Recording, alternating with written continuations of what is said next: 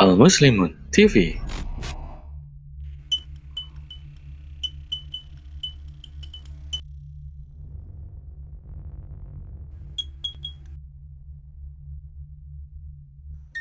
Yang akan bertindak sebagai imam tarawih malam ini Ustaz Nanda Bigdat, Bilal Darul Doa Kamilin Ustaz Taryono, dan memberi kultum malam ini senior kita, guru kita Ustaz Haji Aim Halim Hermana. Alhamdulillah sudah hadir.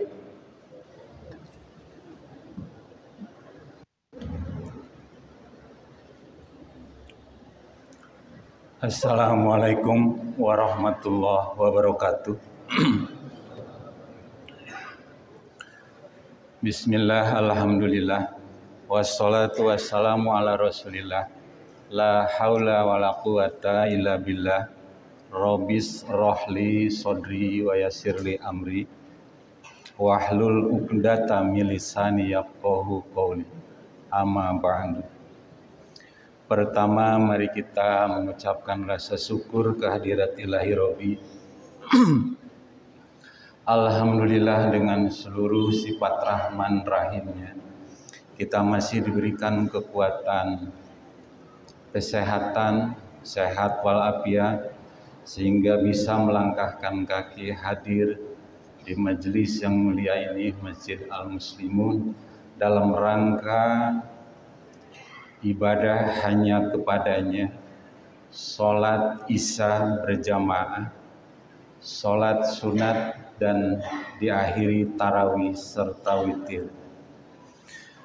Sholawat serta salam moga-moga dilimpahkan pada junjungan Nabi besar Muhammad SAW beserta keluarga, para sahabat, para pengikutnya sampai akhir zaman. Mudah-mudahan kita kelak mendapat syafaat darinya. Amin ya rabbal alamin. Hadirin jamaah al-muslimun yang dirahmati Allah, yang dimuliakan Allah. Puasa adalah perintah Allah. Tidak ada perintah puasa di bulan lain selama sebulan penuh, 29 hari atau 30 kecuali di bulan Ramadan. Puasa adalah perintah sekaligus ujian dari Allah. Seperti yang difirmankan olehnya, inna khalaqnal insana min nutfatin amsajin nabtalihi faja'alnahu sami'an basir. Kami menciptakan manusia dari nutfah, masajin yang bercampur, nabtalihi, kemudian kami akan mengujinya. Dalam bentuk apa ujian? Dalam bentuk perintah dan larangan. Selama hidup kita di dunia, dari mulai lahir sampai waktu habis ditentukan oleh Allah kontrak kita, maka selamanya kita akan diuji oleh Allah sesuai dengan ayat tadi. Oleh apa? Oleh perintah dan larangan. Sejauh mana perintah Allah dilaksanakan, perintah Allah dan Rasulnya dilaksanakan dengan sebaik-baiknya, dan sejauh mana larangan itu dihindari oleh kita semua dalam rangka menapaki kehidupan demi keselamatan dunia dan akhirat. Puasa yang diwajibkan oleh Allah, Allah memiliki target. Setelah habis puasa, maka kita semua akan dilantik menjadi la'allakum tattaqun, manusia yang bertakwa. Persoalannya perpuasa yang bagaimana yang kita laksanakan yang membawa kita untuk menjadi pada hamba Allah yang bertakwa. Nah, kita lihat dari ayat tadi, nabtalihi, begitu rapih Allah berkehendak menciptakan makhluknya, hambanya. Kemudian setelah itu penyempurnaan. Kemudian Allah menciptakan kalamnya. Kemudian Allah mengangkat rasulnya untuk membimbing hamba-hambanya. Baru kemudian Allah mengujinya. Maka puasa yang tadi sudah disebutkan, kita sudah menuntaskan 22 hari. Mudah-mudahan kita lulus ujian yang 22 hari, tinggal yang 7 hari lagi. Mudah-mudahan kita seluruhnya lulus sehingga oleh Allah ditetapkan dan dilantik menjadi la'allakum tattaqun. Hadirin jamaah al-muslimun rahimakumullah. Ada beberapa hal yang bisa membawa ibadah puasa kita ke la'allakum tattaqun. Yang pertama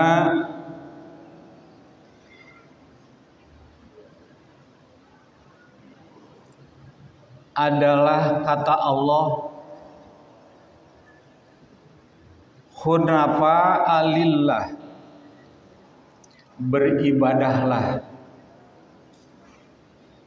lillahi ta'ala, karena Allah. Tidak ada yang dituju selain Allah. Tapi kita tidak memungkiri setiap niat ibadah kadang-kadang di dalam hati, di dalam ucapan sudah lillahi ta'ala. Akan tetapi ada sesuatu kontrak yang ingin diminta dari Allah imbalan. Kita sholat duha ingin banyak rezeki. Ada kontrak dengan Allah permintaan. Padahal ikhlas sesuatu yang diberikan tanpa imbalan. Tapi itu juga adalah ikhlas lillahi ta'ala. Yang kedua, kita ibadah di bulan puasa ini, baik itu adalah saum, sholat sunat, sodako, serta yang lainnya,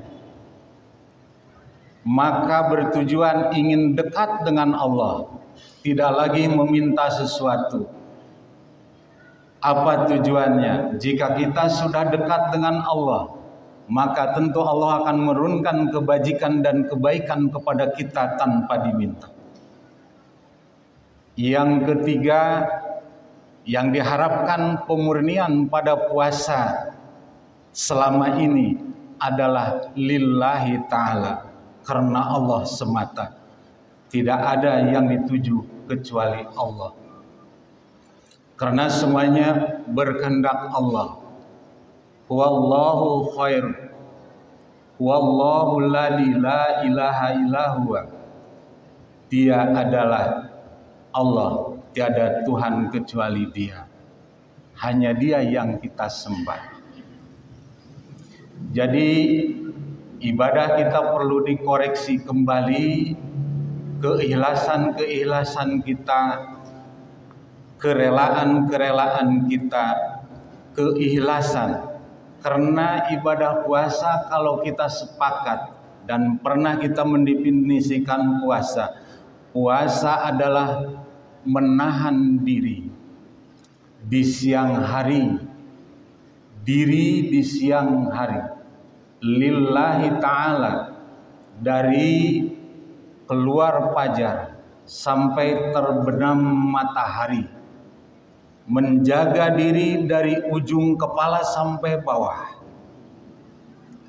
Mata yang ikhlas beda dengan mata yang tidak ikhlas dalam beribadah. Ucapan yang ikhlas berbeda dengan ucapan yang tidak ikhlas dalam beribadah. Gerakan ibadah yang ikhlas kata Allah berbeda dengan gerakan yang tidak ikhlas. Tunjuk tangan yang ikhlas dengan yang tidak ikhlas berbeda. Begitupun seluruh komponen. Jadi kita sudah niat menjaga diri, menahan diri dari segala yang membatalkan puasa. tidak hanya menahan makan dan minum dan syahwat saja, akan tetapi seluruh komponen yang membatalkan, kita bersabar dan lillahi ta'ala, karena Allah. Hadirin yang berbahagia, yang kedua yang perlu kita jaga dalam membawa puasa kita ke la'allakum tattaqun adalah perbuatan-perbuatan yang kadang-kadang kita tidak terasa, yaitu kelanjutan dari ayat tadi, hunafa'a lillah ghairu musyrikina bihi, berbuat syirik kepadanya. Orang yang berbuat syirik disebut musyrik. Syirik bukan berarti menyembah patung, itu adalah bentuk. Syirik adalah membuat tandingan kekuatan dengan Allah. Harus dibersihkan dalam ibadah puasa. Sebab kata Allah, wa may yusyrik billah faka'annama kharra minas samai. Barang siapa yang beribadah apapun bentuknya termasuk puasa, masih ada syirik, terasa atau tidak terasa, sengaja atau tidak sengaja, maka bagaikan jatuh dari langit. Patah topuhu toiru, setelah jatuh maka disambar burung, dicabik-cabik. Atau kata Allah, diterbangkan angin jauh tanpa menentu. Amal kita akan hilang kalau kita masih ada perasaan-perasaan atau berbuat sesuatu yang memberikan tandingan kekuatan terhadap Allah. Kita punya anak dua, yang tua belum menikah, yang kedua akan dinikahkan lebih awal, dilarang. So kalau sudah dinikahkan nomor 2, nomor 1 nanti sulit jodohnya. Berarti ada kekuatan selain Allah, padahal jodoh semuanya ada di tangan Allah. Kita bulan puasa akan beli rumah ditusuk sate istilahnya. Jangan, sebab adalah tidak barokah. Berarti ada kekuatan selain kekuatan Allah. Jangan membeli mobil yang bernomor ada angka 4. Tidak hoki, syirik, kita sudah berbuat syirik. Itu adalah akan menghapus amal ibadah kita. Bukan kata kita, kata Allah. Seperti yang saya bacakan tadi. Oleh karena itu hati-hati bagi kita dua persoalan tadi. Keikhlasan dalam beribadah. Seperti contoh dalam sunat. Ibu bapak yang saya hormati, apapun yang kita ketahui tentang sunat, lakukan yang maksimal di bulan puasa ini untuk mengumpulkan pahala-pahala seperti yang dijanjikan oleh Allah, bulan yang barokah. Kita biasanya pada sholat duhur di masjid bagi laki-laki umpamanya atau perempuan, 1 sholat sunat tahiyatul masjid, 2 sholat sunat wudu, 3 sholat sunat 4 rakaat sebelum duhur. Ada yang 2 sebelum, ada yang 2 sesudah. Ada yang 4 sebelum, ada yang 2 sesudah. Ada yang 4 sebelum, ada yang 4 sesudah. Yang 4 adalah sahih sama. Man hafado arba'a rakaati qabla duhri wa arba'a rakaati ba'daha haramallahu binnari minanna. Jika kita bisa memelihara sholat sunat 4 rakaat duhur sebelum duhur, dan 4 rakaat setelah duhur, maka Allah akan haramkan api neraka. Sahih hadis. Tapi kita hitung 2 rakaat sholat wudu, 2 rakaat tahiyatul masjid, 4 rakaat qobla, ba'da 4 rakaat, dan duhur 4 rakaat, jumlahnya 16 dalam kondisi yang lapang. Sehingga kita tidak ikhlas dipilih yang minimal, sehingga kita tidak rela mengerjakan itu, sehingga kita tidak ridho, akhirnya menjalankan ada yang ibadah minimalis. Kata orang, sudah 2 ditambah 4 di tengah-tengah. Sebetulnya dalam ibadah selama ada yang lebih afdol kita lakukan, kecuali adalah yang disyariatkan oleh Allah Subhanahu wa taala, bisa disingkat atau dirusuk dan lain sebagainya. Nah, 2 hal itulah Ibu Bapak, puasa yang ikhlas dan amal ibadah puasa serta yang lainnya yang selama kita berupaya untuk menghilangkan perasaan syirik tadi, maka itulah yang akan membawa kita ke la'allakum tattaqun. Mudah-mudahan kita menjadi satu introspeksi, evaluasi ke belakang dari perintah Allah, karena ujian ini ada yang lulus, ada yang tidak. Mudah-mudahan kita yang hadir di sini adalah lulus semua dan dilantik oleh Allah menjadi manusia yang atau hamba Allah yang bertakwa. Terima kasih, mohon maaf yang sebesar-besarnya, mudah-mudahan bermanfaat. Wassalamualaikum warahmatullahi wabarakatuh.